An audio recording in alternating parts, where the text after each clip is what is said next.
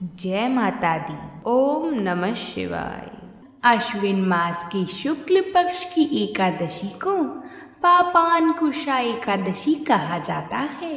इस एकादशी का महत्व स्वयं भगवान श्री कृष्ण ने धर्मराज युधिष्ठिर को बताया था।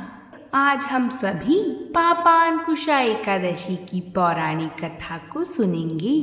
तो आइए भगवान का नाम लेकर हम इस कथा को प्रारंभ करते हैं। तो बोलिए भगवान विष्णु की जय। एक बार धर्मराज युधिष्ठिर ने श्री कृष्ण से पूछा कि अश्विन शुक्ल पक्ष की एकादशी का क्या महत्व है और इस अवसर पर किसकी पूजा होती है एवं इस व्रत का क्या लाभ है।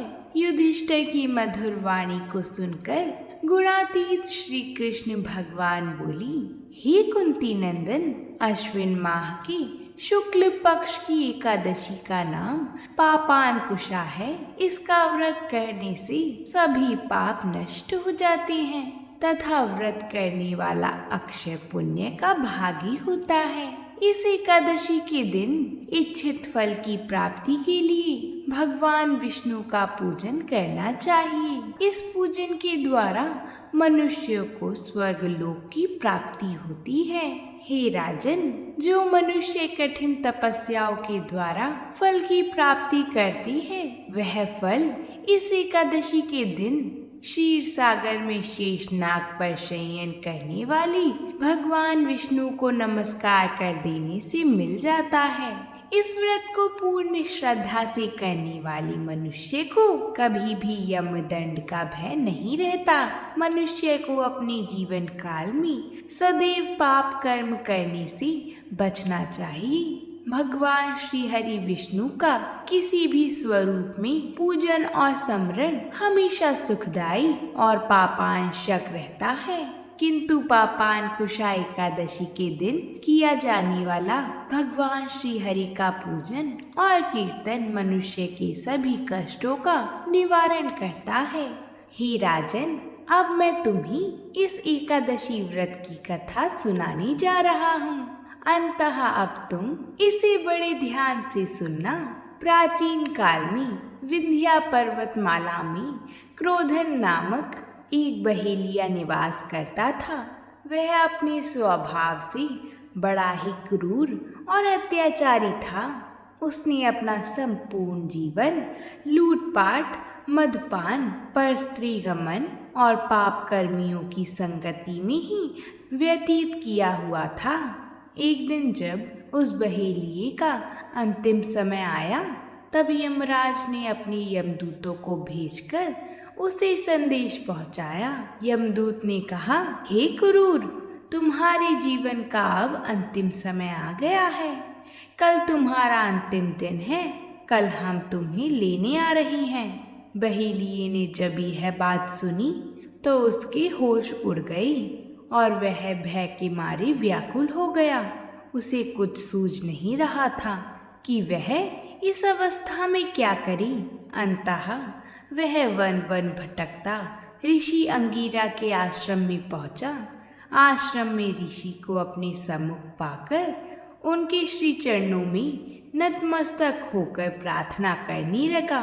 क्रोधन कहता है, हे मुनि श्रेष्ठ, मैंने अपने जीवन काल में सदैव पाप कर्म ही किए हैं, किंतु यह प्रभु की ही दिव्य लीला है। अपने अंतिम समय में सद्बुद्धि प्रदान कर मेरे समक्ष प्रस्तुत किए हैं। अंततः हे क्रोधन, अपनी इस पाप मुक्ति का उपाय बड़े ही ध्यान पूर्वक सुनना। अब से अश्विन मास के शुक्ल पक्ष की आने वाली एकादशी तिथि, जिसे पापांकुशा एकादशी के नाम से भी जाना जाता है, उसका विधि विधान से व्रत करो। इस व्रत के प्रभाव से तुम्हारे सभी पाप कर्मों का नाश हो जाएगा और तुम स्वर्ग लोक के भागी बनोगी। महर्षि अंगिरा के कथा अनुसार उस बहेलिये क्रोधन ने पूर्ण श्रद्धा और विधि विधान से पापांकुशा व्रत का अनुष्ठान किया और स्वयं को पूर्ण रूप से श्री हरि विष्णु को समर्पित करते हुए व्रत का समापन भी किया। व्रत और भगवान श्री हरि विष्णु की पूजन फल स्वरूप बहेलिया के सारे पापों का नाश हो गया और वह भगवान श्री हरि विष्णु के भेजे गए गरुड़ पर सवार होकर अपने परम धाम विष्णु लोक को प्राप्त हो गया। यमराज के भेजे गए यमदूत बड़े ही कौतूहल से संपूर्ण लीला को देखते रहे और बहेलिया को साथ लिए बिना ही पुनः यमलोक प्रस्थान कर गए। हे धर्मराज युधिष्ठिर, इस कथा का श्रवण करने से मनुष्यों के सर्व पापों का नाश होता है। मनुष्य की कुमति सुमति में परिवर्तित हो जाती है। इस एकादशी व्रत में भगवान श्री हरि विष्णु का किया हुआ पूजन आनंद फल प्राप्ति करवाता है। अपने पाप कर्मों से हमेशा भयभीत रहने वाले मनुष्य को सदा इस एकादशी का व्रत अनुष्ठान पूर्ण श्रद्धा और समर्पण भाव से करना चाहिए। व्रत की समाप्ति में निमंत्रित ब्राह्मणों को उचित दक्षिणा देकर संतुष्ट मन से विदा करना चाहिए। इस एकादशी के समान विश्व में पवित्र तिथि नहीं है। जो मनुष्य एकादशी व्रत नहीं करते हैं वह सदा पापों से घिरे रहते हैं। जो मनुष्य किसी कारणवश केवल इस एकादशी का भी उपवास करता है तो उसे यम के दर्शन नहीं होते। इस एकादशी के व्रत को करने से मनुष्य को निरोगी काया तथा सुंदर नारी तथा धन धान्य की प्राप्ति होती है और अंत में वह स्वर्ग को जाते हैं। जो मनुष्य इस एकादशी के व्रत में रात्रि जागरण करते हैं उन्हें सहज ही स्वर्ग की प्राप्ति होती है। जो मनुष्य एकादशी के दिन भूमि, गौ, अन्न, जल, खड़ाऊ, वस्त्र, छत्र आदि का दान करते हैं उन्हें यम के दर्शन नहीं होते। दरिद्र मनुष्य को भी यथाशक्ति कुछ दान देकर कुछ पुण्य अवश्य ही अर्जित करना चाहिए। जो मनुष्य तालाब, बगीचा, प्याऊ आदि बनवाते हैं उन्हें नरक के कष्ट नहीं भोगने पड़ते। वह मनुष्य इस लोक में निरोगी, दीर्घ आयु वाली, पुत्र तथा धन धान्य से परिपूर्ण होकर सुख भोगते हैं तथा अंत में स्वर्ग लोक को जाते हैं। भगवान श्री हरि की कृपा से उनकी दुर्गति नहीं होती। बोलिए श्री विष्णु भगवान की जय। श्री एकादशी माता की जय। अब हम एकादशी पर सुनी जाने वाली माता तुलसी की दो पौराणिक कथा को सुनेंगे। साथ ही श्री हरि विष्णु की अर्धांगिनी माता लक्ष्मी की कथा को सुनकर एकादशी व्रत की कथाओं को पूर्ण करेंगे। एकादशी के व्रत में माता तुलसी और लक्ष्मी जी की कथा के बिना एकादशी व्रत की कथा पूर्ण नहीं मानी जाती। तो आइए माता तुलसी की कथा को शुरू करते हैं। तुलसी माता की कहानी को सुनने से सभी कलेश दूर हो जाते हैं। भगवान श्री हरि विष्णु तुलसी माता की कहानी को सुनकर प्रसन्न होते हैं और एकादशी का व्रत पूर्ण होता है। एक समय की बात है कि एक नगर की सभी औरतें हर रोज माता तुलसी को सींचने जाया करती। सब तो तुलसी माता को सींच कर आती, परंतु एक बुढ़िया माई आती और कहती कि हे तुलसी माता, सबकी माता, मैं तेरा बिड़ला सींचती हूँ, मुझे बहू दे, पीले रंग की धोती दे, मीठा मीठा गास दे, वैकुंठ में वास दे, चटक की चाल दे, पटक की मौत दे, चंदन का काट दे, रानी सा राज दे, दाल भात का भोजन दे, 11 की मौत दे और कृष्णा का कंधा दे। तब तुलसी माता यह सुनकर सूखने लगी तो भगवान ने पूछा कि हे तुलसी, तुम क्यों सूख रही हो? तुलसी माता ने कहा, मेरे मन की मत पूछो। तो भगवान ने कहा कि अगर मैं ये बात नहीं पूछूंगा तो कौन पूछेगा? तो तुलसी माता ने कहा कि एक बुढ़िया रोज आती है और कहती है, पीतांबर की धोती दे, मीठा मीठा गास दे, वैकुंठ में वास दे, चटक की चाल दे, पटक की मौत दे, रानी सा राज दे, दाल भात का भोजन दे, ग्यारस की मौत दे और कृष्ण जी का कंधा दे। परंतु हे भगवान, मैं सब बात तो पूरी कर दूंगी, लेकिन कृष्णा का कंधा कहाँ से दूंगी? तो भगवान कृष्ण बोले कि जब यह मरेगी तो मैं इसे अपने आप ही कंधा देने आऊंगा। तुम बुढ़िया माई से कह दो। कुछ समय बाद जब बुढ़िया माई का देहांत हो गया तो सारे गांव वाले इकट्ठा हो गए और बुढ़िया माई को ले जाने लगे। तो वह इतनी भारी हो गई कि किसी से भी नहीं उठी। तब सबने कहा, यह तो इतनी पूजा पाठ करती थी, पाप नष्ट होने की माला फेरती थी, फिर भी भारी हो गई। बूढ़े ब्राह्मण के भेष में भगवान आए और सबसे पूछा कि यह कैसी भीड़ है? तब आदमी बोले कि यह बुढ़िया मर गई है, पापिणी थी, इसलिए किसी से भी नहीं उठती है। तो भगवान ने बुढ़िया माई के कान के पास जाकर कहा कि बुढ़िया माई, मन की निकाल ले, पीताम्बर की धोती ले, मीठा मीठा गास ले, वैकुंठ का वास ले, चटक की चाल ले, चंदन का काट ले, झालर की झनकार ले, दाल भात को जीम ले और कृष्णा का कंधा ले। फिर यह बात सुनकर बुढ़िया माई हल्की हो गई। भगवान श्री कृष्ण उन्हें अपने कंधे पर ले गए और उसे मुक्ति मिल गई। हे तुलसी माता, जैसे आपने उसकी मुक्ति कराई वैसी ही हमारी भी कराना, और जैसे भगवान ने कंधा उसको दिया वैसा हमें भी देना। बोलिए तुलसी माता की जय, बोलिए भगवान श्री हरि विष्णु की जय। अब हम सुनेंगे माता तुलसी की दूसरी कथा। एक नगर में एक बार एक कन्या रहती थी।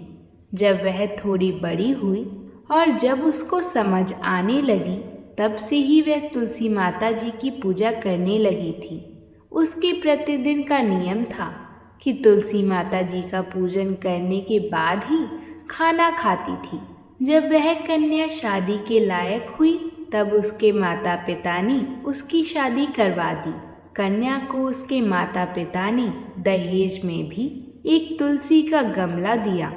ससुराल में वह प्रतिदिन सवेरे उठते ही पूजा करती, फिर उसके बाद ही खाना खाने बैठती थी। उसकी 2 जेठानियाँ थीं, वो दोनों उसका मजाक उड़ाती थीं कि ये तो बड़ी नियम धर्म वाली बनती है। उन दोनों को उससे बहुत ईर्ष्या होती थी, इसलिए वो दोनों तुलसी जी का गमला छुपा देती थीं। वह कन्या बड़ी मुश्किल से गमला ढूंढ कर लाती, अच्छे से पूजा करती और फिर खाना खाती। वह गमला ढूंढ कर ले आती तो एक दिन तो उसकी जेठानी ने क्या करा कि गमला ही दूर फेंक दिया। कन्या ने खूब ढूंढा पर उसे गमला नहीं मिला। वह बहुत ही परेशान हो गई। उस दिन तो उसने खाना भी नहीं खाया। उसका नियम जो था, उस कन्या की सच्ची भक्ति देखकर तुलसी माता उससे बहुत प्रसन्न हो गई और उसके कमरे में तुलसी माता का गमला प्रकट हो गया। अगले दिन जब वह सुबह उठी तो उसने देखा कि उसके खाट के चारों कोने पर तुलसी माता का गमला आ गया। यह देखकर वह तो बहुत प्रसन्न हो गई कि अब मेरी तुलसी माता को कोई चुरा नहीं सकेगा। पूजन करने के लिए भी कहीं और जाना नहीं पड़ेगा और कोई मेरी तुलसी माता को फेंक भी नहीं सकेगा। वह तो जल्दी से उठकर स्नान करती और तुलसी माता का पूजन कर लेती। जब वह खाना खाने बैठी तो उसकी जेठानियाँ मजाक करने लगी कि लो, देवरानी का नियम धर्म पूरा हो गया। उससे पूछती कि तुलसी जी की पूजा कर लिया क्या? देवरानी धीरे से बोलती है, हाँ कर ली। जेठानी बोलती हैं, कहाँ से कर ली पूजा? गमला तो हमने फेंक दिया था।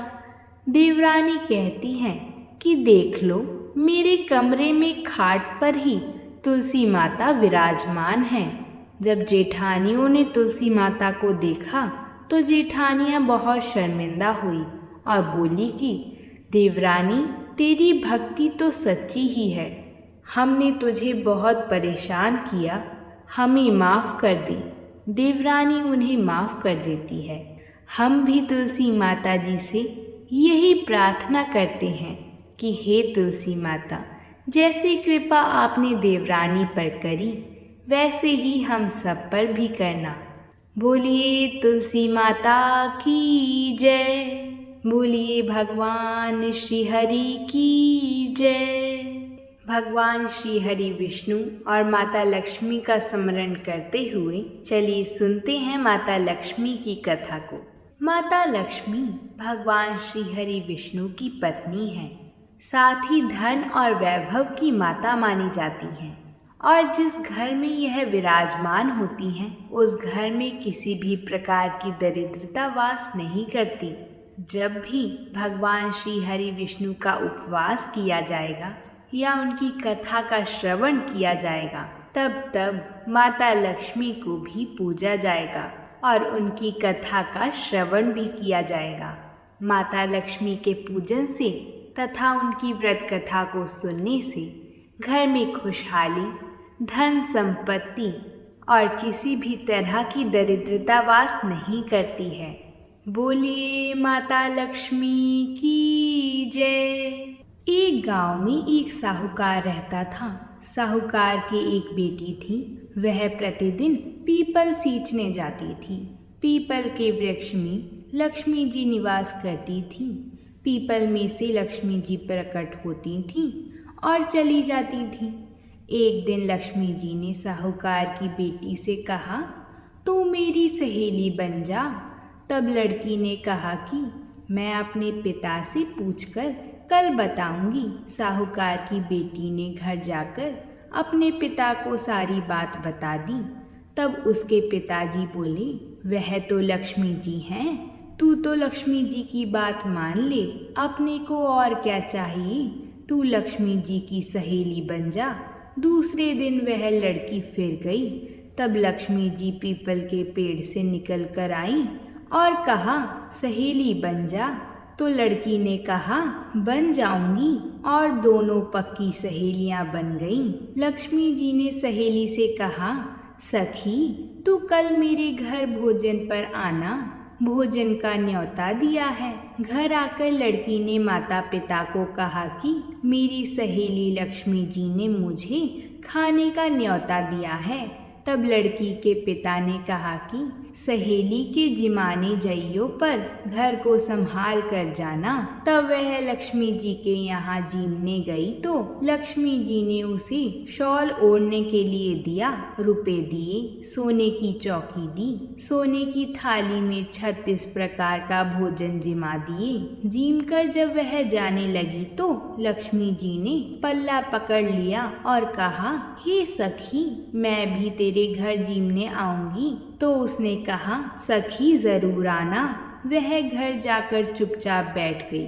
तब पिता ने पूछा कि बेटी सहेली के यहाँ जीम कर आ गई और तू उदास क्यों बैठी है? तो उसने कहा, पिताजी मेरे को लक्ष्मी जी ने इतना दिया, अनेक प्रकार के भोजन कराए, परंतु मैं कैसे जिमाऊंगी? उनकी ऐसी आओ भगत कैसे करूंगी? अपने घर में तो कुछ भी नहीं है। तब उसके पिताजी ने कहा कि गाय के गोबर से, पीली मिट्टी से चौका लगाकर घर की सफाई कर लेना। 4 मुख वाला दिया जलाकर लक्ष्मी जी का नाम लेकर रसोई में बैठ जाना। लड़की पिताजी के कहे अनुसार सफाई करके लड्डू लेकर बैठ गई। उसी समय उस नगर की रानी नहा रही थी। उसका 9 लाख का हार चील उठा कर ले गई और लड़की के घर वह 9 लाख का हार डाल गई और उसके लड्डू ले गई। बाद में वह हार को लेकर बाजार में गई और सामान लाने लगी तो सुनार ने पूछा कि क्या चाहिए? तब उसने कहा कि सोने की चौकी, सोने का थाल, लाल चुनरी दे दो, मोहरे दे दो और सामग्री दो। 36 प्रकार का भोजन हो जाए, इतना सामान दे दो। सारी चीजें लेकर बहुत तैयारी करी और रसोई बनाई। फिर लक्ष्मी जी को बुलाया आगे आगे गणेश जी और पीछे पीछे लक्ष्मी जी आईं। उसने फिर चौकी पर आसन बिछाया और कहा, सहेली चौकी पर बैठ जा। जब लक्ष्मी जी ने कहा, सहेली चौकी पर तो राजा महाराजा के भी नहीं बैठी, किसी के भी नहीं बैठी, तो उसने कहा कि मेरे यहाँ तो सखी बैठना पड़ेगा। तो वह फिर लक्ष्मी जी चौकी पर बैठ गई। तब उसने बहुत खातिर की, जैसे लक्ष्मी जी ने करी थी वैसे ही उसने करी। लक्ष्मी जी उस पर खुश हो गईं। घर में खूब अन्न धन के भंडार भर गए और लक्ष्मी जी ने आशीर्वाद दिया कि जो कोई भी लक्ष्मी जी की बैठी हुई तस्वीर की पूजा करेगा, उसके घर में माँ लक्ष्मी सदैव निवास करेंगी। हे माता लक्ष्मी, जैसे तुमने साहूकार की बेटी को दिया वैसे सबको देना। कहते सुनते हुंकार भरते अपने सारे परिवार को दिया। पीहर में देना, ससुराल में देना, बेटे पोते को देना। हे लक्ष्मी माता, सबका कष्ट दूर करना, दरिद्रता दूर करना, सबकी मनोकामना पूर्ण करना। सभी जयकारा लगाते हुए बोलेंगे, माता लक्ष्मी की जय। प्रिय माताओं बहनों, अब हम आपसे कल मिलेंगे एक नई कथा के साथ और इन कथाओं को अपने परिवारजनों के साथ ज़रूर शेयर करें। वीडियो को लाइक करें जिससे यह कथा सभी माताएं बहनें सुन सकें। तो प्रेम से बोलिए, जय माता दी।